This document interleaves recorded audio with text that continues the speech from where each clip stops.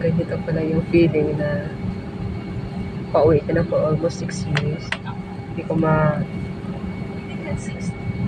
hindi ko ma-explain kung ano yung nararamdaman ko. Parang gusto kong tumalo. Pero mamaya na pag nasa Pilipinas na. Ayan, ano na tayo, nakasakay na tayo guys. Mamaya mag-aalis na to. So thankful. Kasi makakauwi din tayo ng Pilipinas after 6 years.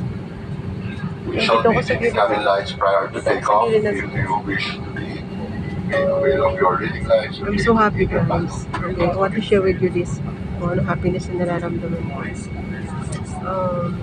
Maraming salamat po sa lahat ng support niyo dyan sa akin.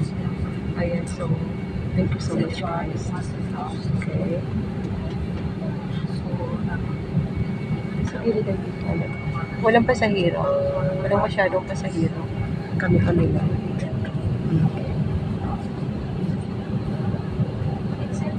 Shout out, hindi ko na ako makakapag-NS mga langga ha. Pero sana i-watch yung mga videos ko. Thank you so much mga bebe. Love, always kayo ni Ma'am Shi. And palakpak naman dyan kasi makakauwi na si Ma'am Shi sa Pilipinas. Love you guys. Miss you. Bye.